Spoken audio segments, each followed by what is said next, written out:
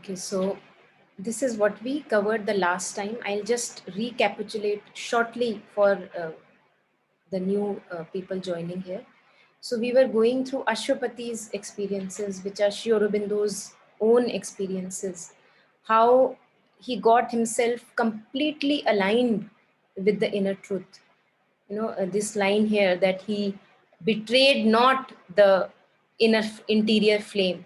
Usually the way we do things in life, day to day ordinary consciousness, we are not aware what moves us. Yeah, mind says something else, the emotions are telling us something else, the physical bonds are something else.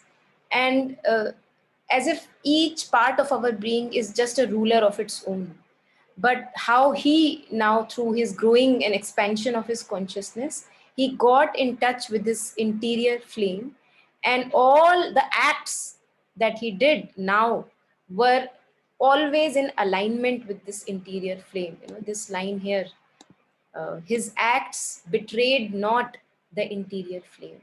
And this is the psychic flame, or the essence, psychic essence within us, which is in direct connection with the divine. And whenever we follow the guidance of inner voice, always we can be sure that we are on the right path. But then when we do not follow, when we are not aware even of the inner voice, even then the failures that happen on the way, the mistakes that we do, the blunders that we make, all of them help us to get in touch with this inner flame, that they tell us that this is not the right way to go. Yeah, so his alignment, his whole being got aligned with this inner truth. And yet this was not all. This is not all. There is more to come, greater and greater heights to achieve. And all this is a lone journey. Each one on our spiritual path, we have a lone journey. Although we may have a community to talk to, but the journey is a lone one. The inward journey is a lone journey. And in the towards the end, he says, lonely his days and splendid like the suns. So although it's a lone journey, he's all by himself, especially also because he cannot much correlate or have a connection with the ordinary human consciousness the way we usually live. He does not have a common platform to discuss things at that ordinary consciousness. So his inward journey, his spiritual journey is absolutely a lone journey, but it's not a dark journey. His days are splendid like the sun. So he's completely drenched in the light of the greater light of higher consciousness while he goes through this path. And then he brings all the energies for the mankind which are so far untappable. He drew the energies that transmute an age. What Sri Aurobindo has given us, what Mother and Sri Aurobindo have given us, absolute power to change our being, the transformation of human consciousness. They have shown that we don't have to keep ourselves in the drain all the time. Although one leg may be in the drain, but learn through those experiences and move on, look towards the future, not towards the past again and again, because past is something which pulls us down. But future is something, if we are ready to improve, if we are ready to work upon ourselves, future is something which is our higher possibilities, which is there for us but still untapped. Yeah, so he drew the energies that transmute an age, immeasurable by the common look. He made great dreams a mold for coming things, and cast his deeds like bronze to front the ear. So the philosophy and the practice, what he gave to the world, so vast in its essence that we are still exploring, and still so we feel so far away from what all he brought down upon earth. Yeah, so he has given, as if his actions, his words, Mother and Sri Aurobindo's, they have given us a path to follow, and they have also given us, as if it's a kind of a protection that is given to us, that no matter how many years may come in front of us, this is like a protection which will keep us shielded and growing from all the damage. Yeah, cast his deeds like bronze to front the ears, because bronze cannot get bad, it does not get rusted. So such is the quality of words full of light and illumination. and the philosophy that they have given us. So that's where we ended book 1, Canto 3. And now we'll start what I was going through Shraddha Van's commentary, and she says, I call it Sri Aurobindo's Upanishad. Yeah, the part 4, Canto 4, she calls it Sri Aurobindo's Upanishad, because it is so uh, as if, he has condensed all the beautiful information, all the relevant information, what we were reading on page number 43, the secret knowledge, the secret knowledge that was given to him, this one. A secret knowledge masked as ignorance. This secret knowledge will be revealed in Canto 4, Book 1, Canto 4. So this is where we start today, the new lines. Yeah. And if there are any reflections on the way, please at any time unmute and just share.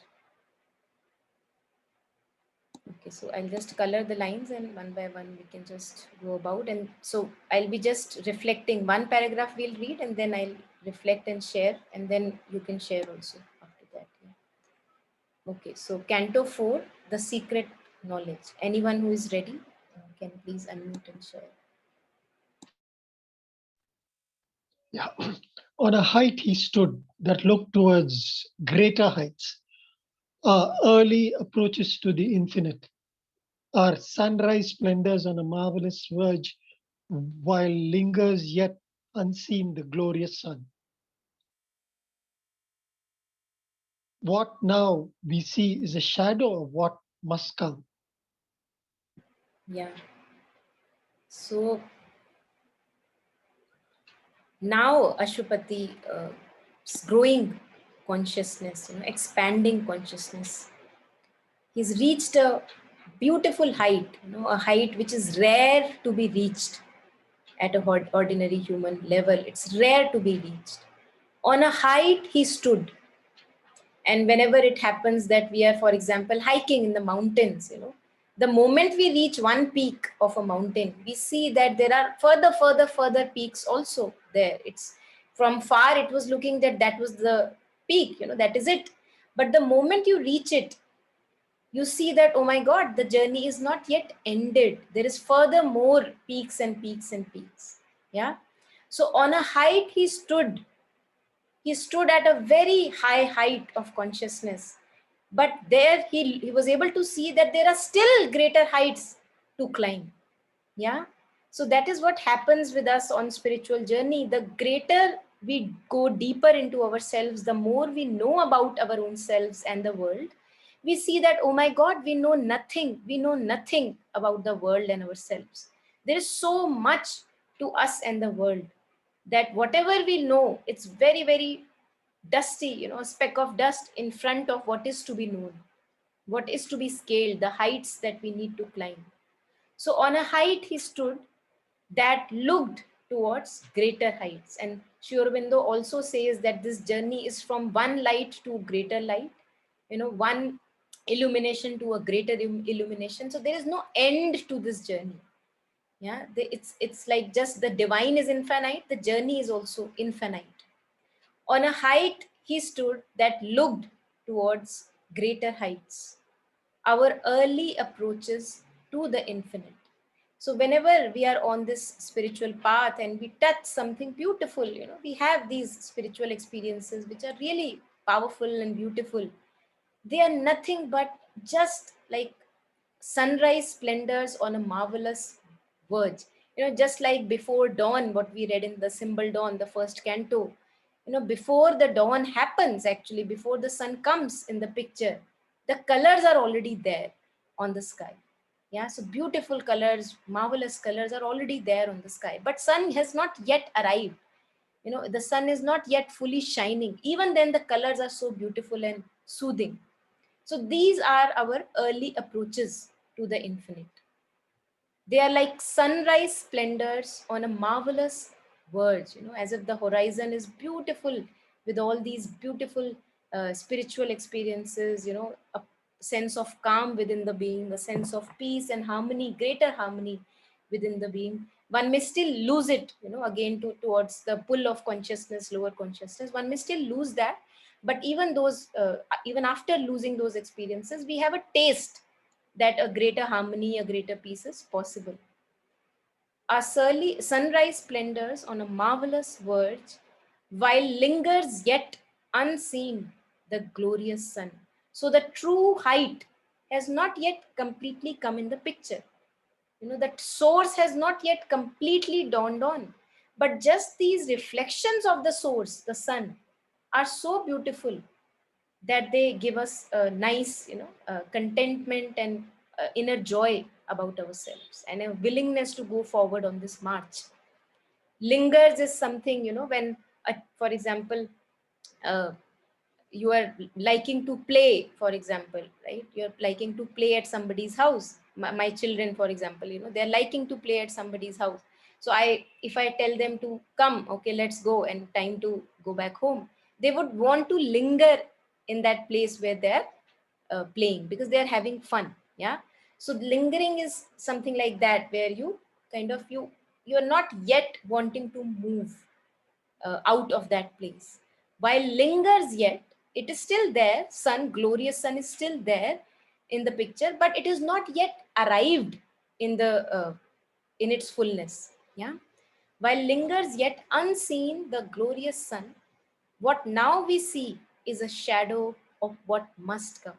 So all the colors of the dawn, all the little successes in life, little experiences, spiritual, conquering of anger and conquering of hate, more compassion, more kindness, these are all just nothing but a shadow of what must come.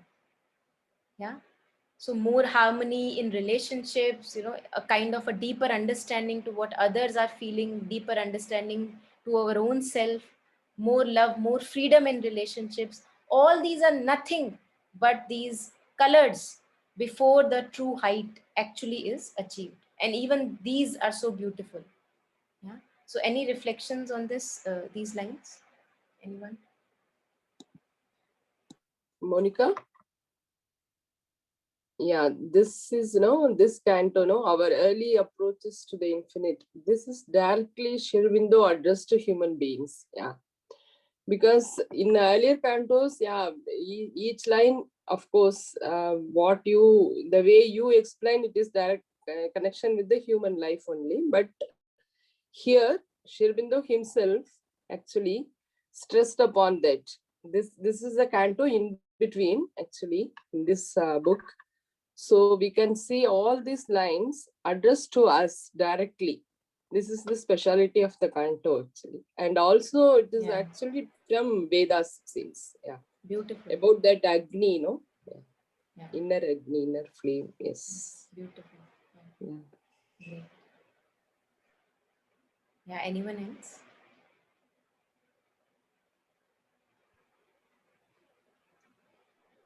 Yes or no? Anyone wants to share anything? Okay. If not, then we can go ahead.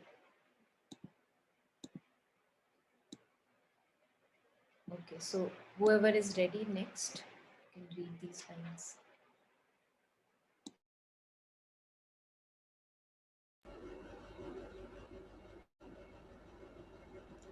The Earth's uplook to a remote unknown is a preface only of the epic climb of human soul from its flat earthly state to the discovery of a greater self and the far gleam of an eternal light. Yeah.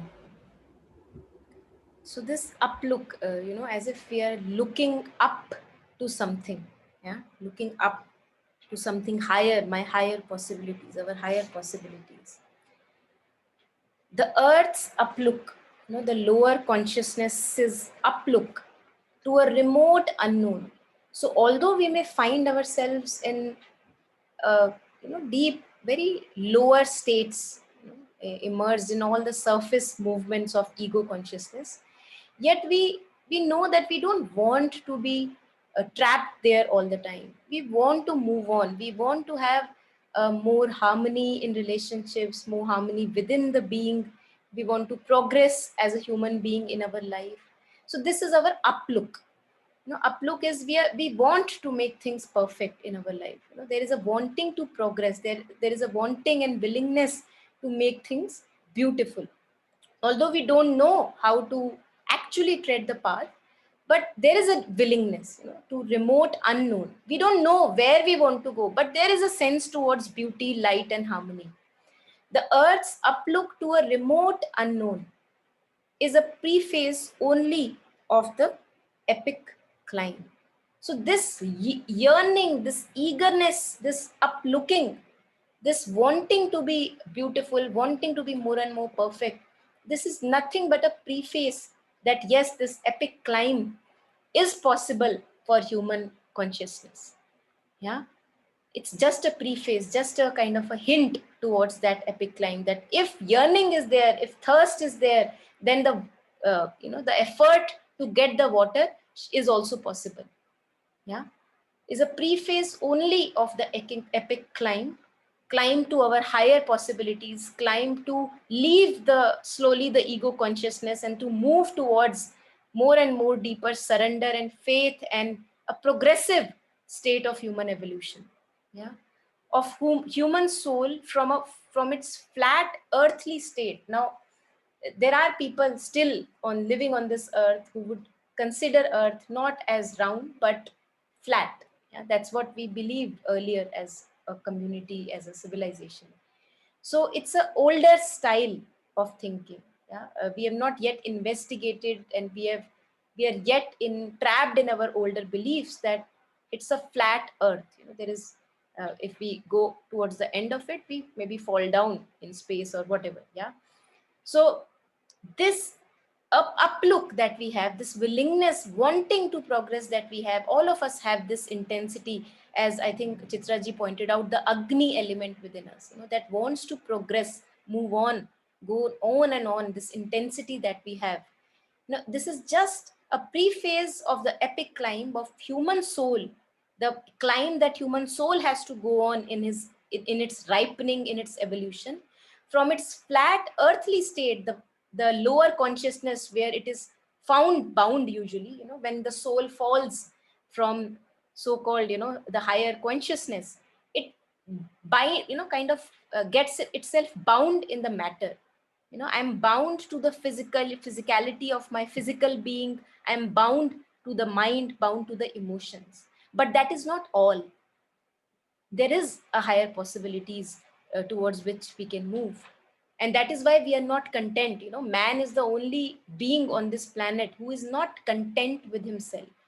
So there must be some reason to this dissatisfaction that we have within us, that we are not truly where we must be. We have not yet begun or collaborating on the path towards our higher possibilities. So that contentment, joy, and inner peace and progress also, comes as a side effect of this walking on this path of human soul from its flat earthly state to the discovery of a greater self. Now, this is our task as human beings, and the far gleam of an eternal light. Something calls us. We all know that something calls us. We may not really want to admit it at times. There would be people who would say, "I don't even believe in the divine."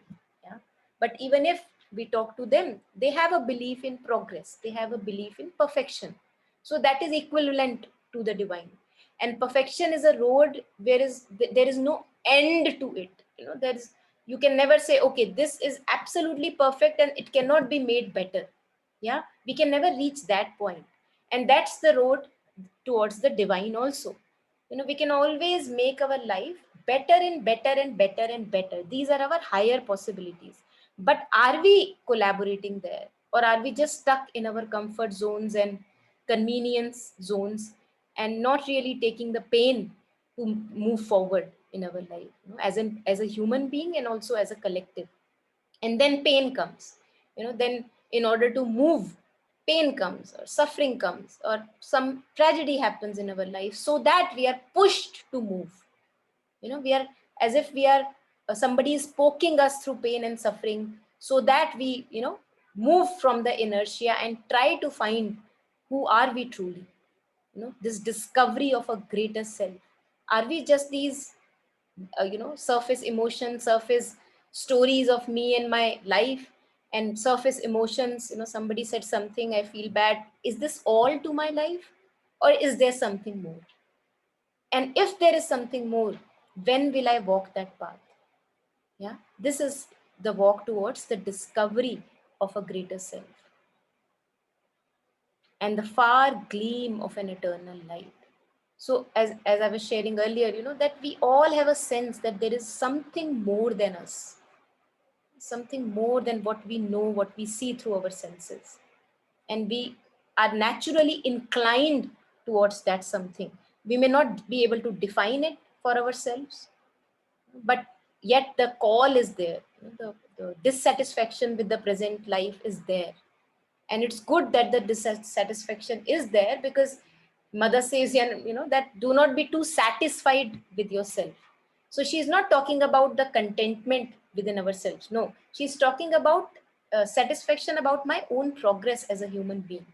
That yes, I have still more to learn and unlearn. I have still more and more to develop and undevelop myself. That to chip off the unessential and to let remain the essential part of my being. Yeah, so this chipping off comes through our life experiences, as we grow in our deeper understanding and discernment, and begin to more and more align ourselves to our inner truth, our inner voice, guidance. Yeah. So anything from these few lines?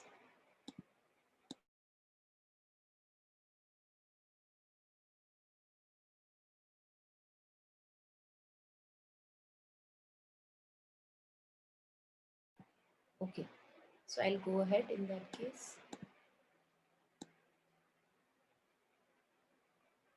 Yeah, these 3 lines, or maybe we can just cover it all until here. Yeah, whoever feels like.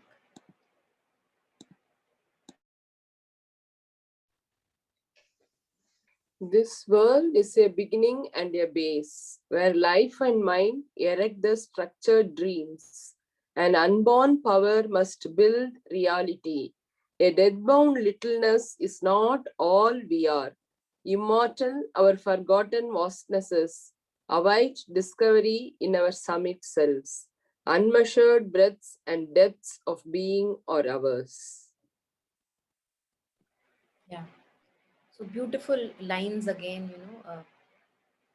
almost kind of very, very inspirational in itself, as all lines of Savitri are. Very, very inspiring. And whenever one is feeling down, or, maybe too much overwhelmed by the past or present experiences, if you read these lines, they're just magic. If you just read it, not maybe fully understand it, just reading takes you somewhere else. So he says that this world is a beginning and a base. The world, the material world, is nothing but a base. It's not the absolute truth. That we are born here, and we have a happy family, and we have a good job, a few properties here and there, a little bit of nice hobbies, and done. So it's not like that. There is a purpose to this human existence. And this world, the material world, is a beginning, is a base from which we start this adventure, this exploration towards the discovery of self, where life and mind erect their structured dreams. An unborn power must build reality. Now, although we see that there is so much that we have created in this external world, but this is all nothing but structured dreams. What is real is this unborn power, which is making all the things happen. So, all this material world, yes, there is a reality to it. It's not absolute and illusion, but it's more like a dream. It's a structured dream. I related with, and again, I could be wrong, but I was relating it with, for example, when my kids are, for example, playing with Legos, they're building things, they're imagining things. So for them, it is absolute fun, and they're enjoying, and the kind of stories they are telling to each other, it feels that they're just absolutely engrossed in it, passionately involved in it. For them, it is not merely play. It is something more than play. Yeah. But for a person on onlooker, for example, the mother or father, they know that it's a play. They very well know that playing with little blocks or whatever big buildings that you are building, it is a play. And although it is a play, it's also very important because it is making things happen. We are, through this play only of our structured dreams, we are getting closer and closer to our undiscovered self. So this is also a process that one has to go through, these structured dreams. But this is not all. This is not all. This is not the end of it. An unborn power must build reality. Now, slowly, that unborn power within us, which is never born, which can never die, that power has to come to forefront and build things according to its alignment. So far, life and mind are it's their own kings. Yeah. Slowly, the unborn power has to take the forefront. Only then a deeper harmony, deeper peace, deeper progress will dawn inwardly and also collectively. Yeah. An unborn power must build reality. A death-bound littleness is not all we are. When we go through life's challenges, little patches of our life, in that patch of our life, things appear so heavy and important. As if we lose this, then everything ends.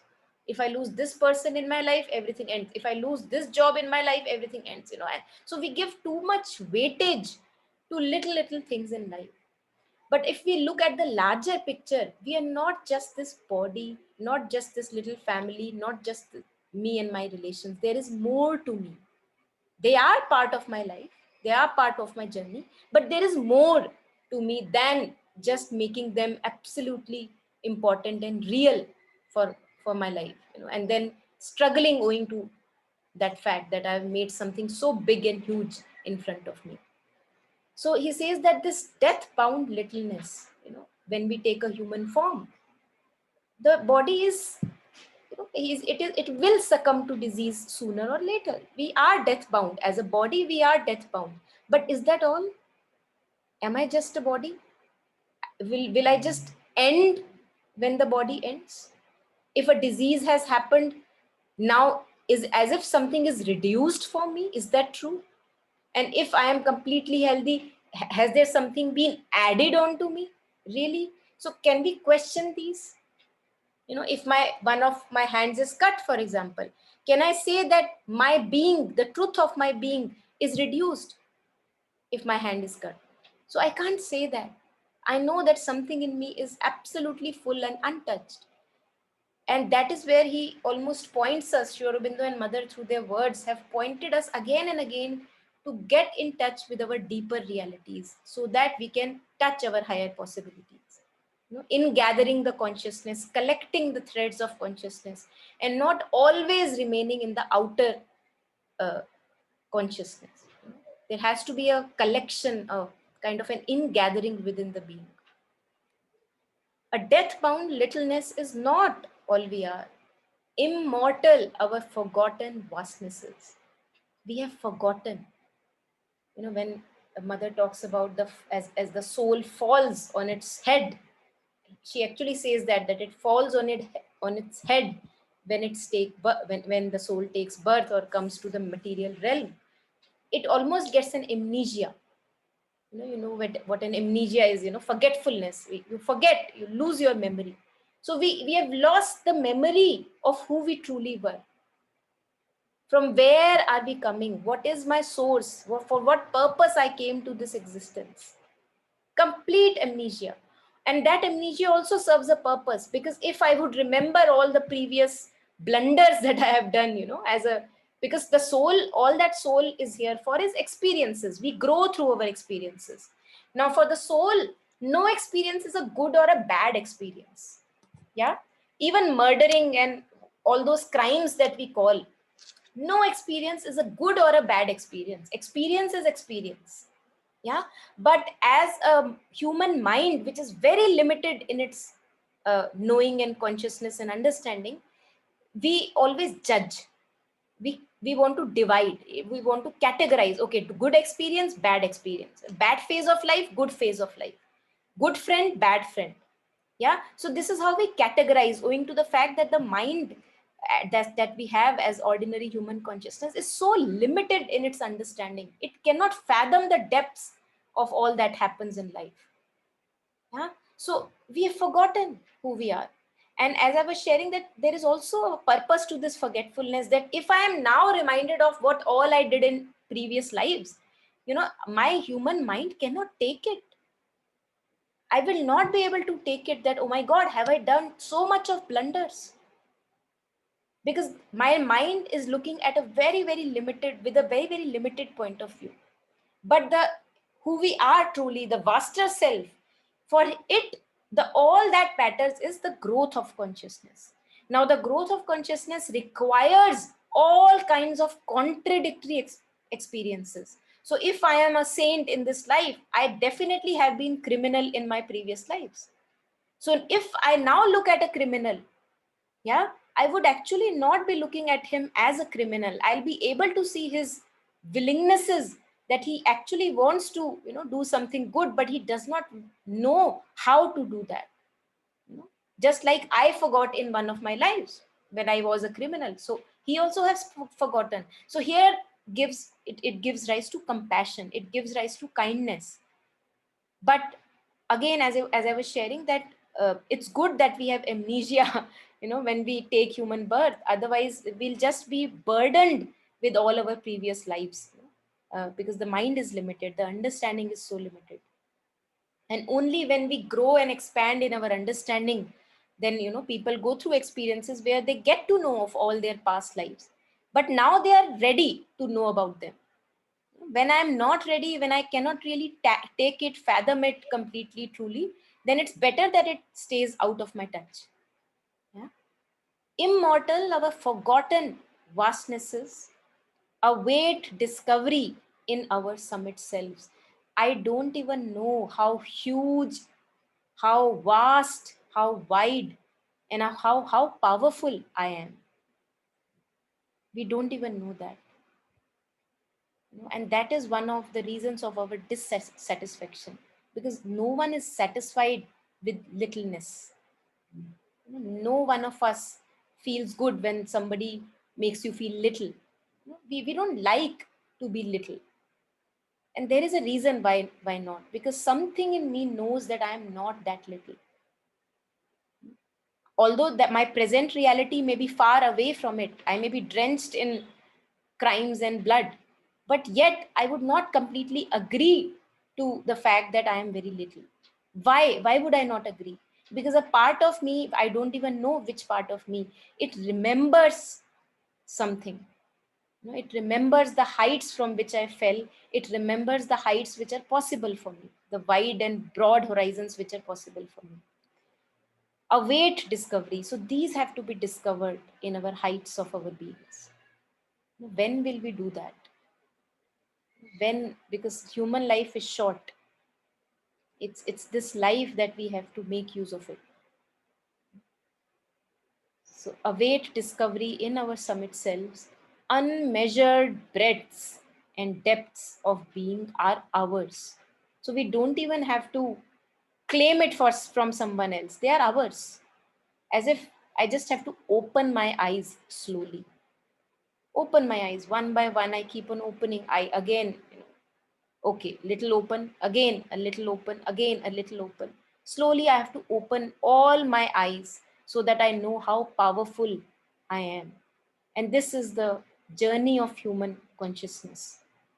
So from a limited person, a limited mind and individuality, we have the capacity, all of us, each one of us, for this epic climb towards the divine, to know ourselves as the divine, to have absolute connect with the inner Godhead. Each one of us has the inner Godhead.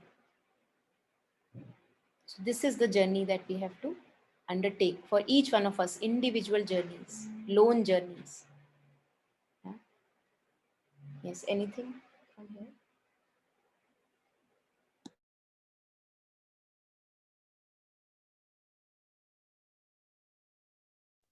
this line, Monica, a death-bound littleness is not all we are. Again, if you remember that in third canto, no, Yoga of the Soul's release, Sri Aurobindo brought this same thing actually. This bodily appearance is not all. The form deceives, the person is a mask. Hid deep in man, celestial powers can dwell. Yeah, again Beautiful. and again. Absolutely. You Yeah, are- resonating. yeah. Thank you for bringing that up. Yeah. Just remembered when you are explaining that Yeah. came to me. Yeah, beautiful. Yes. In this little book that I was referring to earlier, Powers Within, which is a compilation by A.S. Dalal of works and Mother and Sri Aurobindo. Beautiful book if you can get your hands on it. If not already, you have been through it, all of you. So I was going through it, and amazing, Mother talks about little powers. We don't even know that they are powers. Power of thought, power of faith, power of imagination. We don't even know how to use them. Usually what happens is that our thoughts are just puppeting us around, and we think that we have not really any hold over our thoughts. But as we grow further on this path, and we realize that I actually don't want to you know uh, put myself again and again in this negative kind of inner dialogue. I don't want to go there. It pulls me down, and it does me no benefit. So you can actually, Mother talks about changing the course of thoughts. She says that even if you have to run your mind, if your mind is not silent, you have to run your mind. Okay, run it in a positive direction. You say, whenever negative thoughts are coming to you, you say, okay, the divine knows the best, and I am guided, and all ill will be turning to goodwill, and all the people will find strength, more and more deeper strength and progress in their life. So this is how you run the train of your thoughts. Now, it is so simple, but unfortunately cannot be practiced until we are ready. If we think that the inner dialogue, negative inner dialogue, is still going to fetch me something, then I'll not be able to stop that inner dialogue. But if I've had enough of it, if I have been in the negative thoughts for a long time, and I would like to move ahead in my life, this is something which Mother and Sri Aurobindo point at, that this must be done. This is in our hands. We don't have to be puppeted around by thoughts all the time. So this is again a power, power of thought, power of imagining, a vision for your life, a vision for maybe somebody is sick. There also you can create a beautiful imagination, Mother says, and then offer it to the intelligence, to the higher intelligence, to the divine. Offer it. Do not keep the beautiful formation with yourself. You create it beautifully in your mind, use the powers of mind, and then you offer it. You give the ahuti, that if this needs to be done, may it be done. Yeah, so you don't clutch onto it. And these are again, as Chitraji pointed, it just occurred to me that these are also very little but very powerful powers which are there on daily basis with us, which we not really much make use of it truly. Yeah. Anything more?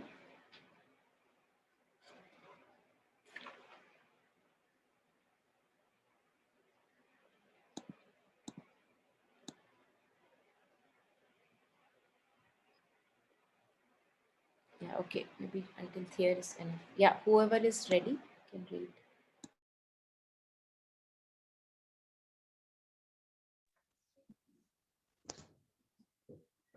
Akin to Akin, the akin to the ineffable secrecy, mystic, eternal in unrealized time. Neighbors of heaven are nature's altitudes. Yeah. Yes. So, he talks about prakriti, nature's altitudes here. So there is a lower kind of a prakriti, and then there is a higher kind of prakriti. These are very well mentioned also in Gita. Also, this is mentioned as para prakriti, apara prakriti.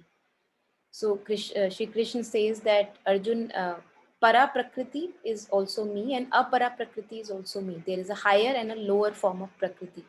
The lower form of prakriti is all these gunas, sat, tamas and raj, and the elements of life. And also mind, intellect and ego are also part of this apara prakriti. Yeah, the lower prakriti, lower nature. Yeah, and that's why it needs to be worked upon. So all these elements, the gunas that we are made of, the gunas and the elements, and also the mind, intellect and the ego are part of apara prakriti, the lower consciousness, lower nature. And then there is a higher prakriti. It's prakriti only, but it's the higher prakriti that he calls as para prakriti. Yeah, that which is a little refined, the higher, superior form of prakriti. So he talks here in that akin to the ineffable secrecy, mystic, eternal in unrealized time, neighbors of heaven are nature's altitudes. So even if we talk about nature itself, the prakriti itself, there also there are heights, lower and the higher ones. Yeah? And these heights are for us to climb. And the superior kind of prakriti, the para prakriti, what we also call, we kind of reach towards it by the witnessing aspect. So there is the lower aspect, which is all the movement of the gunas and movement of mind, intellect and the ego. And then he says that the jiva also has a direct divine purity to it. There is a part in it which is not absolutely contaminated by the lower consciousness. That part, that movable part, he calls that as para prakriti. But beyond that also, there is something more. Yeah, so we go gradually, like the low, and then he says that the lower self has to take the help of higher self so that it can climb up this height. There is something in me which knows, there is something in me which falters. So the one which falters has to kind of give its hand to the one which knows.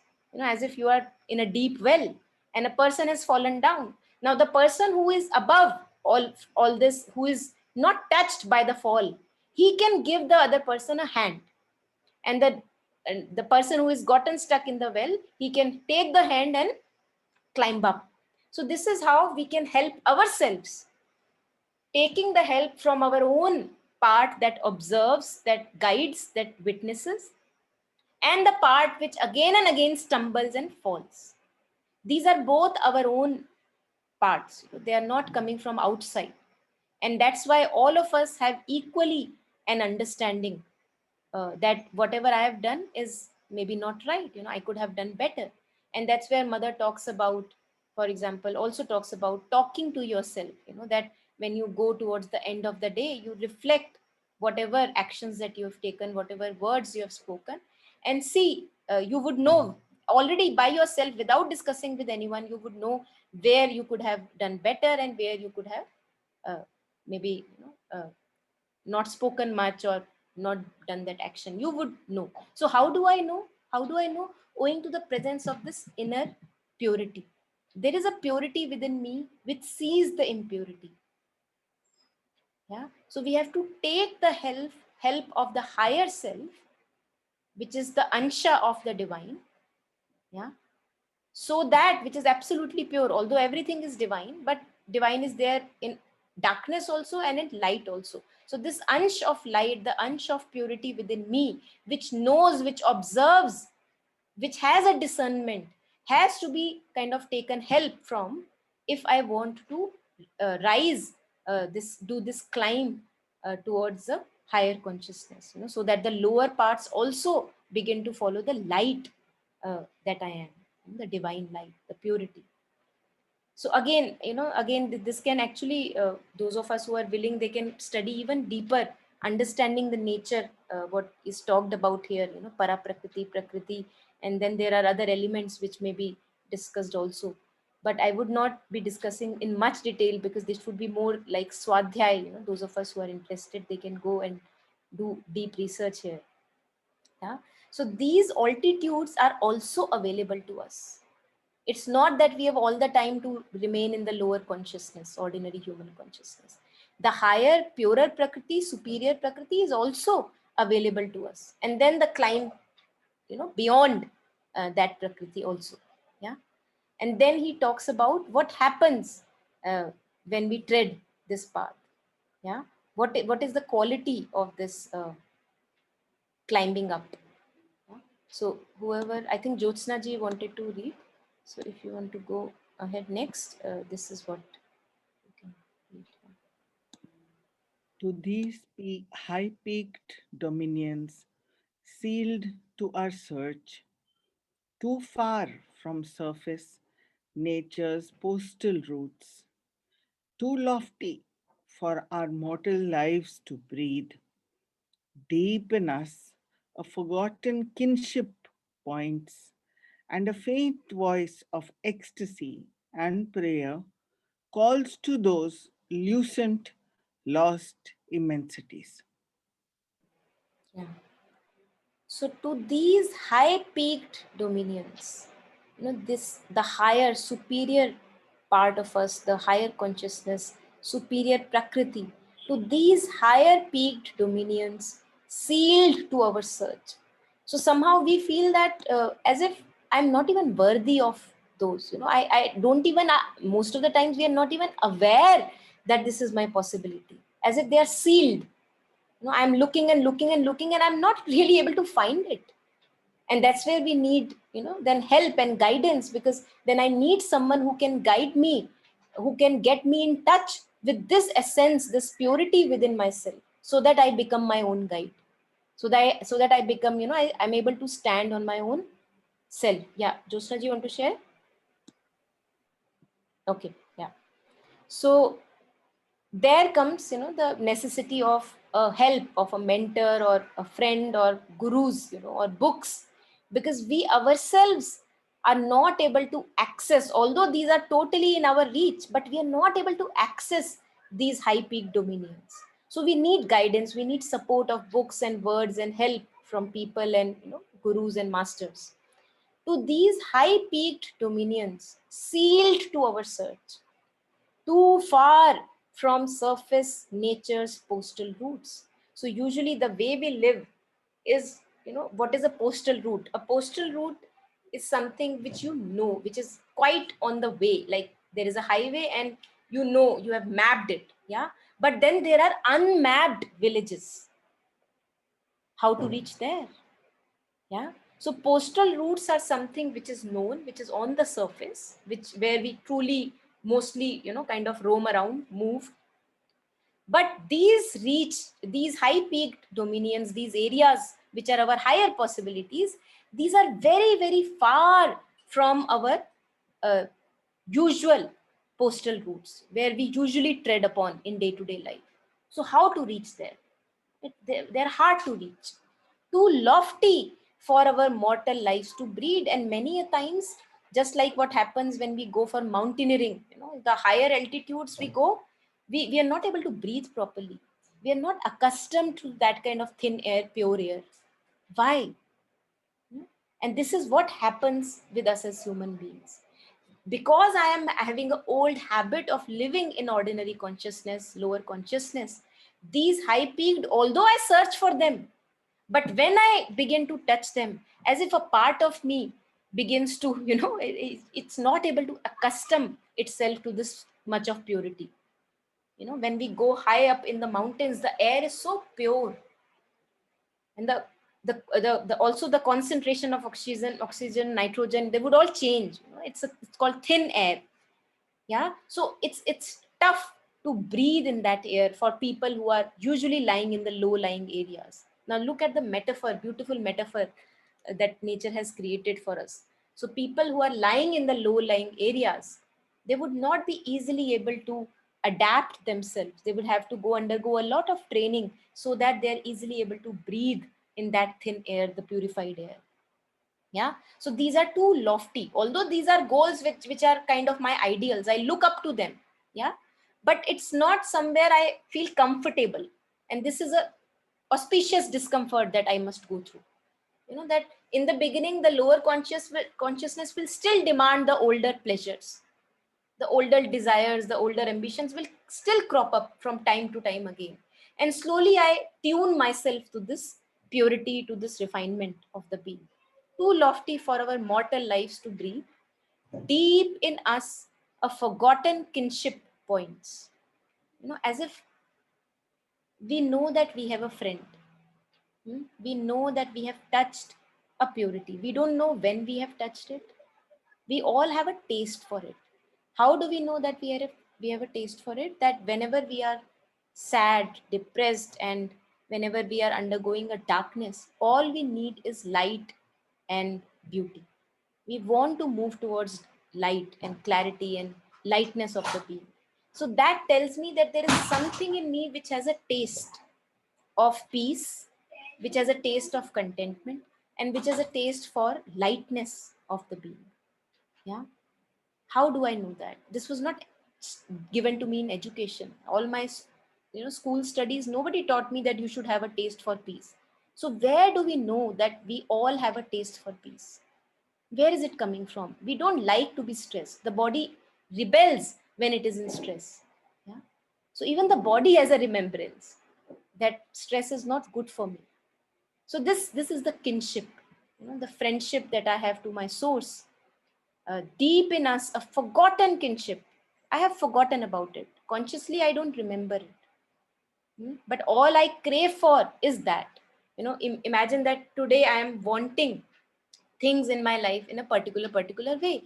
Now, if someone says that if things go in the way that you are wanting, your life will be miserable, I would say, I don't want it then. So, what is the intention behind all my wants and desires? It is peace, it is contentment, it is happiness. So, this is forgotten. I forget to go to the roots that all that I want is happiness and contentment. And although the mind is rigid, mind says, okay, this is the way I'm going to get it, and that never happens. Even if it happens, then it is taken away. Yeah. So then I slowly realized that I have to be responsible for my own contentment and happiness, because things will keep on changing, people will keep on coming and going from my life. How long will I be dependent on them and making myself miserable again and again? So deep in us, a forgotten kinship points, and a faint voice of ecstasy and prayer calls to those lucent, lost immensities. So they are full of brightness, light, lucent, lost immensities. I have forgotten about them. I've lost them. I've lost my touch with them. So if somebody says today, oh, you are very unworthy, I will very easily believe it. But if someone says, no, you are absolutely divine and worthy, I will have a hard time believing it. Why? Because I've lost touch with that divinity, lost touch with that remembrance of who we truly are. Yeah? And yet something in me calls, something in me prays to be a better and better version of myself, or to have greater harmony in this life that we live. Yeah. So that yearning tells me that it must be possible. This climb must be possible. And then I think we can today, end with this paragraph here. If there is anything, please share on these lines. Very, very beautiful, Monica. I just wanted Yeah. to say that. Yeah. So beautiful. Yes. Okay, so this would be, I think we can stop here. First, we can, I think this week, this can go together, because they are connected. So any person who is ready, please go ahead.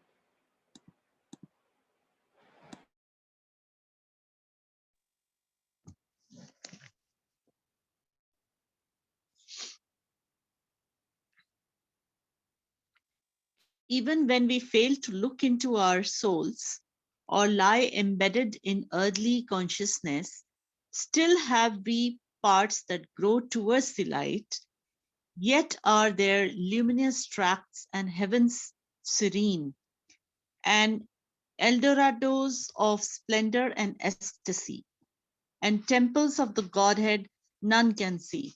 A shapeless memory lingers in us still, and sometimes when our sight is turned within, earth's ignorant veil is lifted from our eyes, there is a short, miraculous escape. Yes. So although we may forget, mother says that when mother, shares with Hutadi in her letters and notes, she says that I never go away, you go away. I am always here. I am always here. You go away from my protection. That's what mother would point out again and again to Hutadi, who was very kind of disturbed by adverse forces. She felt that there are adverse forces attacking on her again and again through every that book that I shared with all of you, White Roses.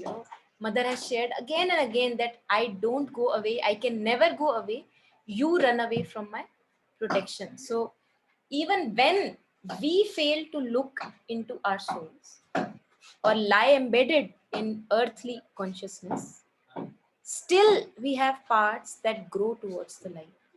So we may have forgotten, but that doesn't stop the divine to work. That doesn't stop our divine parts to function. The divine parts or the divine being that we are, it is not dependent completely on my remembering or not remembering. Although collaboration helps, mother says that either you can take a very wavy path to this, spiritual path, or you can take a very straightforward path. Collaborate with the divine. So although I may not remember, yet in each one of us, no matter even if it's a criminal or people we may call actually evil, there we see that there is a wanting to be perfect. Even if I for example, I'm indulging in crime, and I do, maybe I am a person who does very kind of clever crimes, that people don't get to know. So the want to be very perfect and immaculate in the task I do, this perfection, this drive towards perfection is divinity. Mother talks about this, that this drive towards perfection is divinity. Yeah. So although it is a distorted version because the mind and emotions have manipulated this art of perfection, but it is a divine part of our being. So even when we fail to look into our souls, we are not really absolutely aware of our divine essence, or we are living a life which are absolutely lying in lower consciousness, kind of a life of consumerism and always desires, ambition, greed, all this life that we live in our human existence. Even that, still we have parts that grow towards the light. This desire to be perfect, desire to have beautiful things in life, desire to have harmony in relationships. So we may not be aware, but the desire to go towards light is there. And that's why actually, we don't, none of us can say, I love depression. No one would say that. Why? Because we all want light, we all seek light. Although we may have no choice when we fall into depression, we may feel really helpless. But all I want is truly light, and to be valued and to be loved and to also love others. This is a want, secret want in us.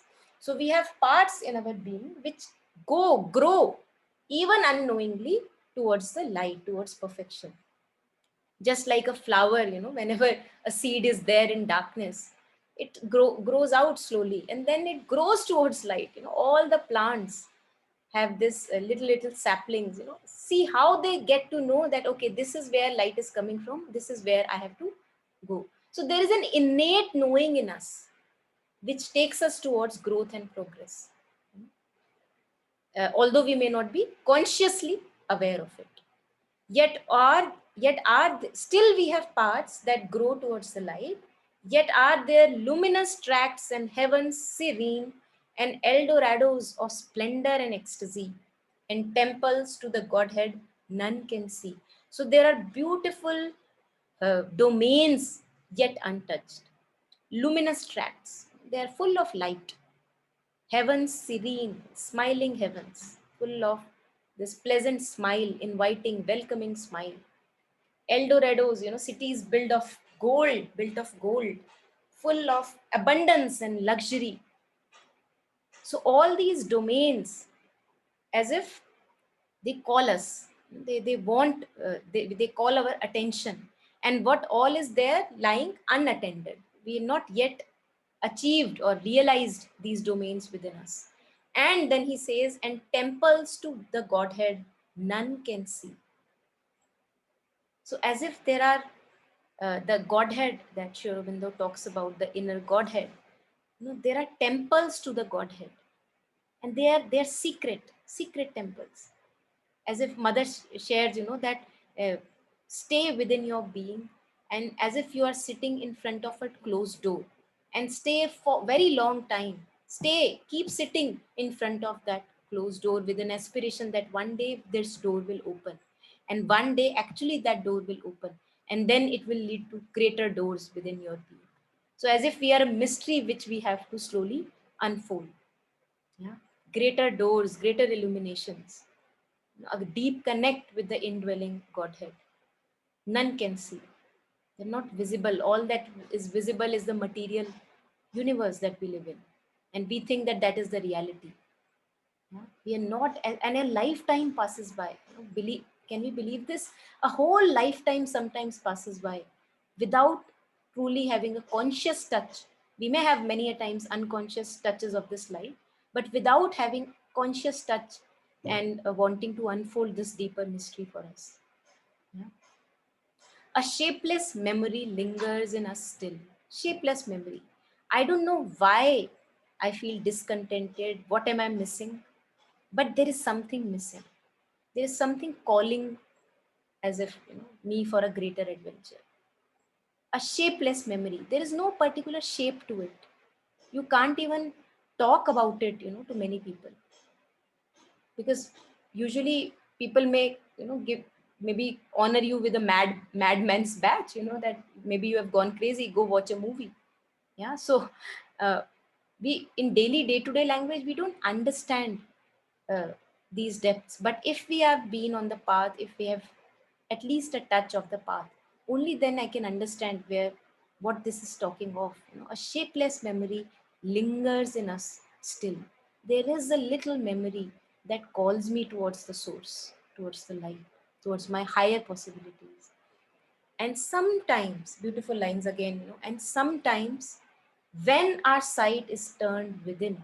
So usually with the senses outbound, all the, eyes that I have, that sense of touch, the sense of smell, all the other senses that we have, and the mind then comes to interpret. Mind is also a sense, all these are outbound senses. As in day-to-day life, I'm just using it outbound fashion. Yeah. But when the senses turn inward, you know, sometimes when our sight is turned within, sometimes earth's ignorant veil is lifted from our eyes. Something is shown to me. Some revelation happens. Some secret, little secret it may be, however modest little may be, some secret gets revealed. I get a glimpse of the inner Godhead. Glimpse, it may be just a streak of light, and it may again go away. But that glimpse, that taste I get. Yeah. And that earth's ignorant wheel, where I was always focusing on what is happening on the surface, always my focus was there. Now, owing to any fact, any happening in the world, in my life, somehow the sight has turned within. And usually this happens mostly by deep challenges, many tragedies, diseases. These are the times which really truly are kind of a blessing in disguise, because when they come, our whole life stops, and then only our senses go within. Okay, this all can die, I can die, so what is there to life if not this? So immediately my all the self absorption happens. I'm turned within the being. Yeah. And sometimes when our sight is turned within, earth's ignorant veil is lifted from our eyes. There is a short miraculous escape. So although he calls this a miraculous escape from the foundation of ignorance, yes, all of us may have touched it, in our lives at one moment or the other, but it's a very short escape. Yeah, it's as if, like, although I was given, as if I tasted eternity in a moment. Short escape, miraculous. On how on earth could I, not know myself as the mind and life and body? How on earth could this happen? But it happens, even though shortly, and it leaves you with a deep taste, a longing also. And also it then our priorities can change in life. What we truly think is important, and then we are shown that what truly is important. Yeah. And then we will take it later, whatever is there. Beautiful lines again. Rule of Savitri is full of such depth and such beauty that each line is so, full of, yeah. Especially this canto, no, Monica, actually, Yeah. it's directly pointed to our psychic being, actually. Yeah. Yeah, these lines are very, very important. I mean, daily we can read it as a mantra and concentrate inside and, yeah, deeply, yes. Yeah. Beautiful. Yeah. So any reflections, anyone? I think we can close here for today. You also explained in a very beautiful manner. Very nice. Thank you, Chitraji. Thank you. Thank you. Yeah, so thanks everyone. If not anything, thank you for joining. So there are, yeah, Sonal, please share. No, I'm not sharing. I'm listening to you. Okay. So those of us who would like to join these sessions, who have joined today for the first time, they can just let me know through WhatsApp message, and I can add you on the Savitri group then, so that you are informed whether every Thursday, we keep on informing whether the session will happen today or not happen today. So I can then keep you informed. Yeah, great. So thank you everyone. Thank you for joining, participating, listening, and reflecting. Yeah. Thank you. Thank you. Thanks, everyone. Thank you. Thank you.